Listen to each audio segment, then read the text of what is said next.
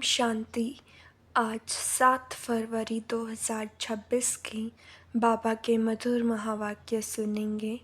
बाबा बोले, मीठे बच्चे बुद्धि में स्थायी एक बाप की ही याद रहे तो यह भी अहो सौभाग्य है। प्रश्न, जिन बच्चों को सर्वस का शौक होगा उनकी निशानी क्या होगी? उत्तर, वह मुख से ज्ञान सुनाने बगैर रह नहीं सकते। वह रूहानी सेवा में अपनी हड्डी हड्डी स्वाहा कर देंगे। उन्हें रूहानी नॉलेज सुनाने में बहुत खुशी होगी। खुशी में ही नाचते रहेंगे। वह अपने से बड़ों का बहुत रिगार्ड रखेंगे। उनसे सीखते रहेंगे। गीत बजा बदल जाए दुनिया। ओम शांति। बच्चों ने गीत की 2 लाइन सुनी। यह वायदे का गीत है। जैसे कोई की सगाई होती है तो यह वायदा करते हैं कि स्त्री पुरुष कभी एक दो को छोड़ेंगे नहीं।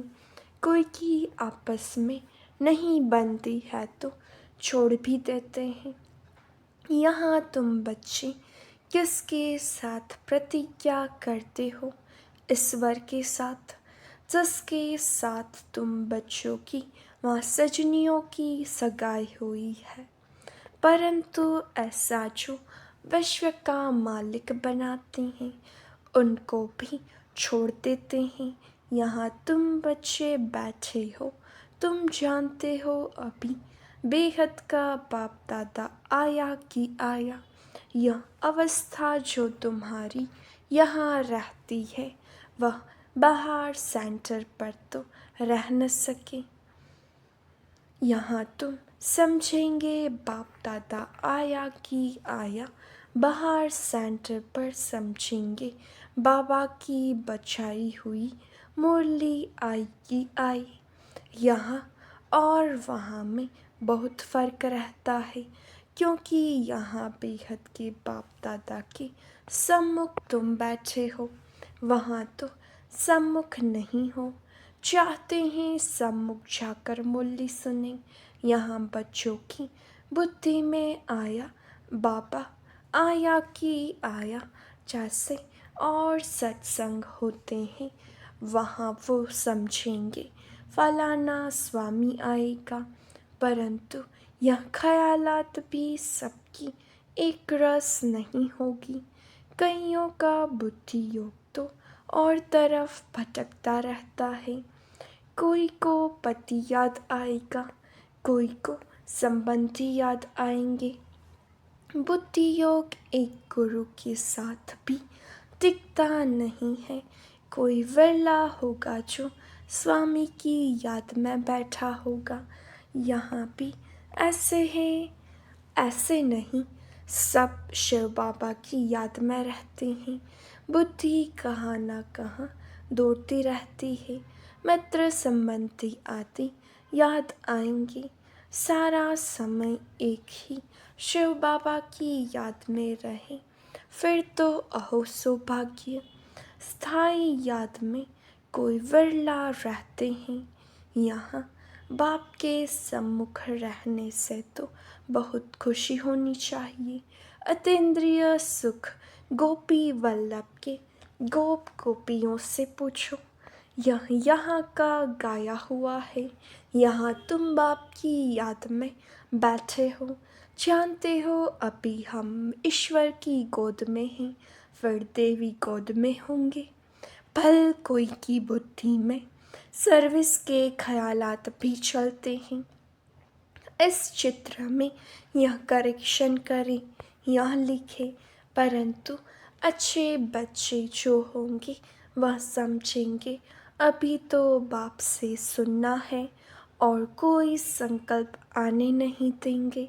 बाप ज्ञान रत्नों से झोली भरने आए हैं तो बाप से ही बुद्धि का योग लगाना है।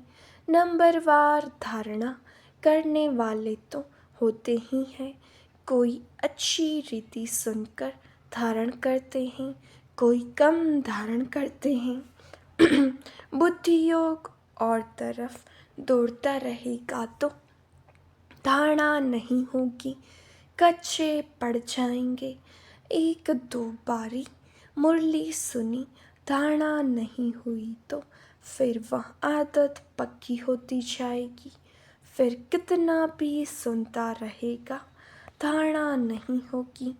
किसको सुना नहीं सकेंगे, जिसको धारणा होगी उनको फिर सर्विस का शौक होगा।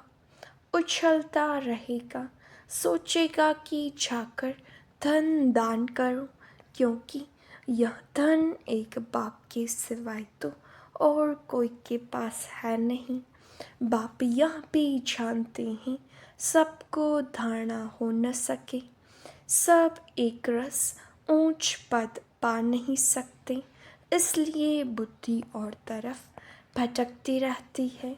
भविष्य तकदीर इतनी ऊंच नहीं बनती है। कोई फिर स्थूल सर्विस में अपनी हड्डी हड्डी देते हैं, सबको राज़ी करते हैं, जैसे भोजन पकाते खिलाते हैं। यह भी सब्जेक्ट है ना। जिसको सर्विस का शौक होगा वह मुख से कहने बिगर रहेगा नहीं। फिर बाबा देखते भी हैं, देह अभिमान तो नहीं है। बड़ों का रिकॉर्ड रखते हैं व नहीं, बड़े महारथियों का रिकॉर्ड तो रखना होता है। हाँ, कोई कोई छोटे भी होशियार हो जाते हैं तो हो सकता है बड़े को उनका रिकॉर्ड रखना पड़े, क्योंकि बुद्धि उनकी गैलप कर लेती है। सर्विस का शौक देख बाप तो खुश होगा ना, यह अच्छी सर्विस करेंगे।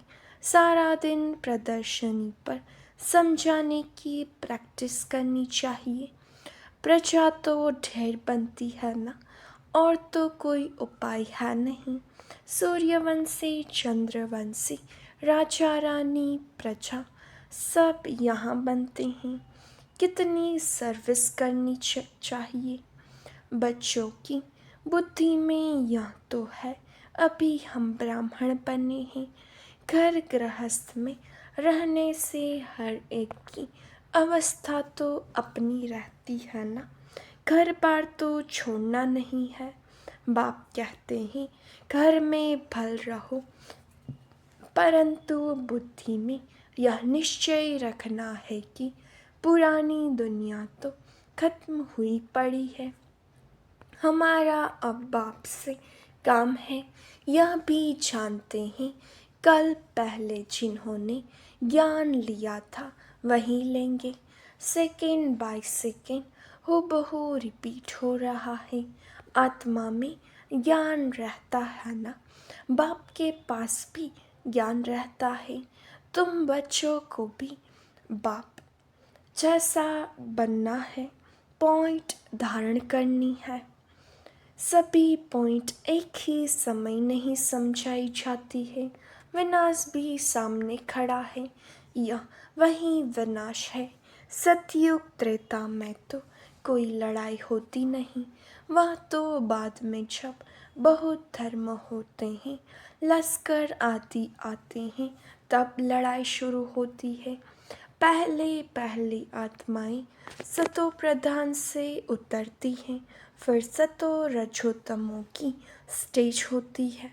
तो यह भी सब बुद्धि में रखना है। कैसे राजधानी स्थापन हो रही है, यहाँ बैठे हो तो बुद्धि में रखना है कि शिव बाबा आकर हमको खजाना देते हैं, जिसको बुद्धि में धारण करना है। अच्छे अच्छे बच्चे नोट्स लिखते हैं। लिखना अच्छा है तो बुद्धि में टॉपिक्स आएगी। आज इस टॉपिक पर समझाएंगे। बाप कहते हैं हमने तुमको कितना खजाना दिया था। सतयुग त्रेता में तुम्हारे पास अथाह धन था, फिर वाम मार्ग में जाने से वह कम होता गया। खुशी भी कम होती गई, कुछ न कुछ विकर्म होने लगते हैं। उतरते उतरते कलाएं कम होती जाती है। सतो प्रधान सतो रजोतमो की स्टेटस होती है। सतो से रजो में आते हैं तो ऐसे नहीं फट से आ जाते हैं। धीरे धीरे उतरेंगे। तमो प्रधान में भी धीरे धीरे सीढ़ी उतरते जाते हो। कला कम होती जाती है, दिन प्रतिदिन कम होती जाती है। अभी जंप लगाना है, तमो प्रधान से सतो प्रधान बनना है। इसके लिए टाइम भी चाहिए। गाया हुआ है, चढ़े तो जाके वैकुंठ रस। काम की चमाट लगती है तो एकदम चकनाचूर हो जाते हैं। हड्डी हड्डी टूट जाती है। कोई मनुष्य अपना जीव घात करते हैं, आत्मा घात नहीं, जीव घात कहा जाता है। यहाँ तो बाप से वर्षा पाना है, बाप को याद करना है, क्योंकि बाप से बादशाही मिलती है। अपने से पूछना है हमने बाप को याद कर भविष्य के लिए कितनी कमाई की, कितने अंधों की लाठी बना। घर घर में पैगाम देना है कि यह पुरानी दुनिया बदल रही है। बाप नई दुनिया के लिए राजयोग सिखा रहे हैं। सीढ़ी में सब दिखाया है, यह बनाने में मेहनत लगती है। सारा दिन ख्यालात चलता रहता है। ऐसा सहज बनावे जो कोई भी समझ जाए। सारी दुनिया तो नहीं आएगी, देवी देवता धर्म वाले ही आएंगे। तुम्हारी सर्विस तो बहुत चलनी है, तुम तो जानते हो हमारा यह क्लास कब तक चलेगा।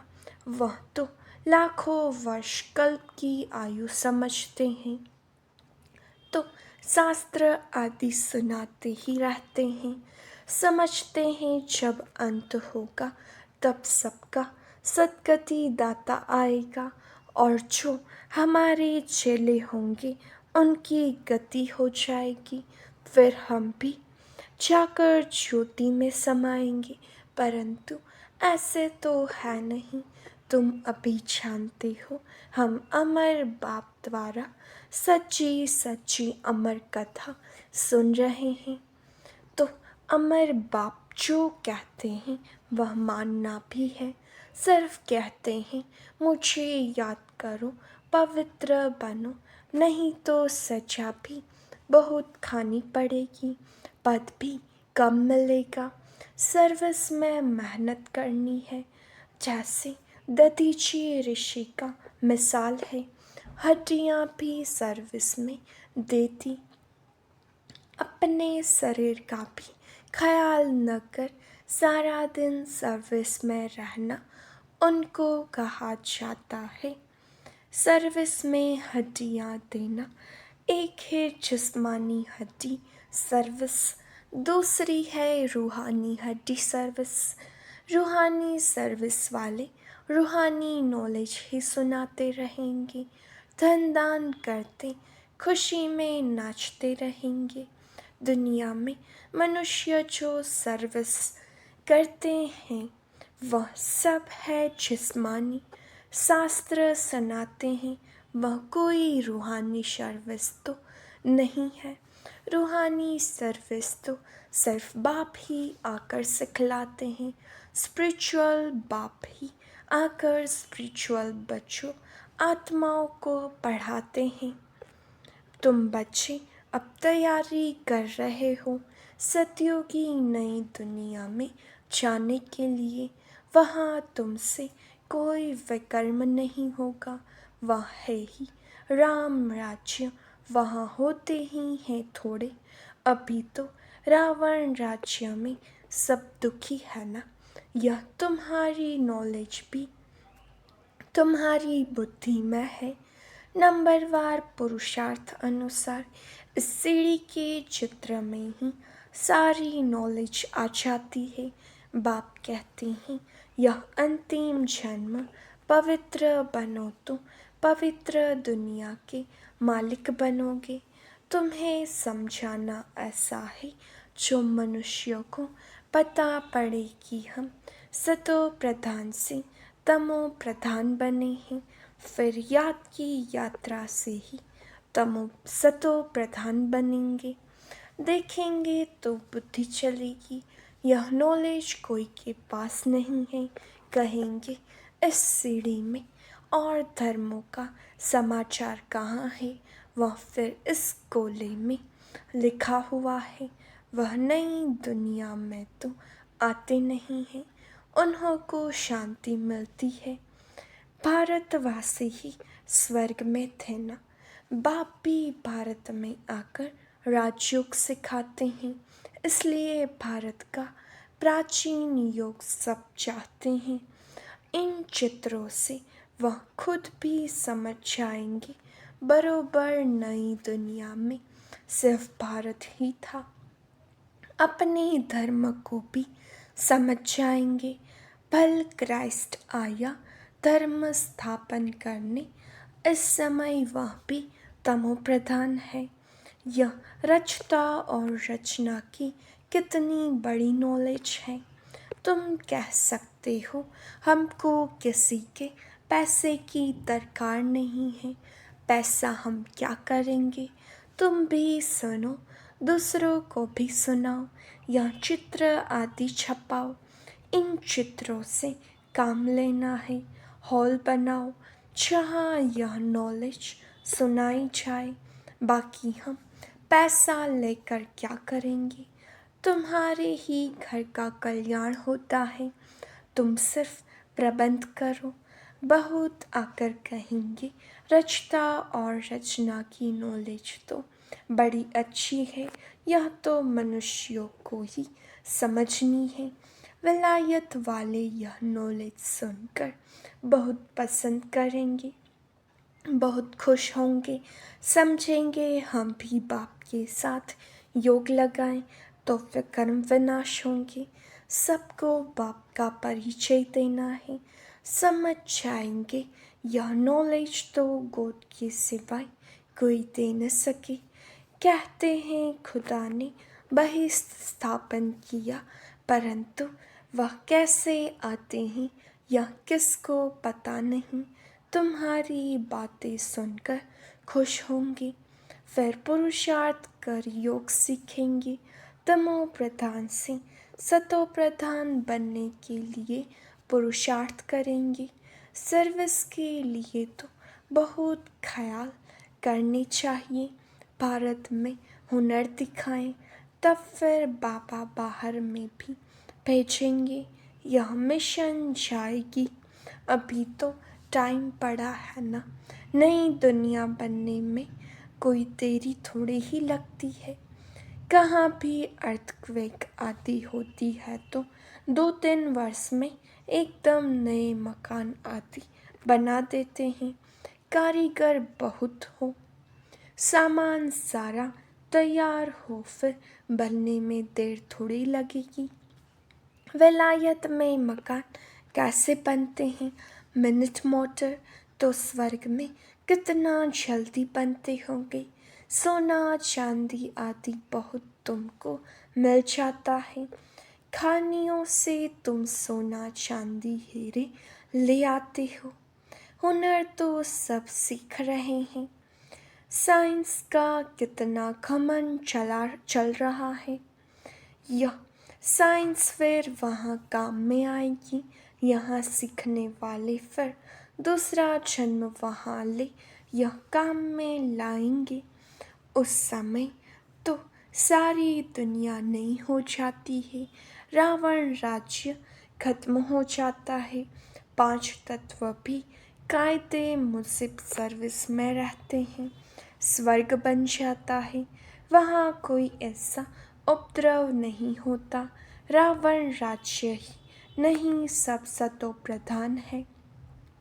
सबसे अच्छी बात है कि तुम बच्चों का बाप से बहुत लव होना चाहिए। बाप खजाना देते हैं, उसको धारण कर और दूसरों को दान देना है। जितना दान देंगे उतना इकट्ठा होता जाएगा। सर्विस ही नहीं करेंगे तो धारणा कैसे होगी। सर्विस में बुद्धि चलनी चाहिए। सर्विस तो बहुत ढेर हो सकती है। दिन प्रतिदिन उन्नति को पाना है, अपनी भी उन्नति करनी है। अच्छा, मीठे मीठे सिखिला दे बच्चों प्रति माता पिता बाप दादा का याद प्यार और गुड मॉर्निंग। रूहानी बाप की रूहानी बच्चों को नमस्ते। हम रूहानी बच्चों की रूहानी बाप दादा को याद प्यार नमस्ते, गुड मॉर्निंग, ओम शांति। शुक्रिया बाबा, शुक्रिया। धारणा के लिए मुख्य सार। पहली पॉइंट, सदा रूहानी सर्विस में तत्पर रहना है। ज्ञान धन दान करके खुशी में नाचना है। खुद धारण कर औरों को धारणा करानी है। दूसरा, बाप जो ज्ञान का खजाना देते हैं उससे अपनी झोली भरनी है। नोट्स लेने हैं, फिर टॉपिक पर समझाना है। ज्ञान धन का दान करने के लिए उछलते रहना है।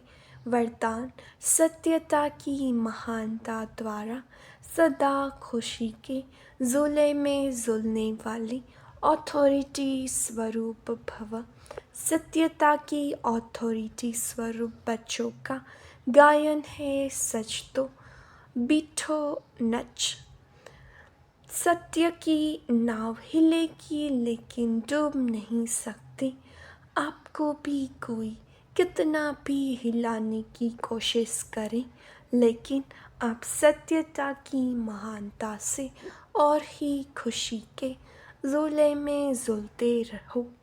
वह आपको नहीं हिलाते लेकिन ज़ोले को हिलाते हैं।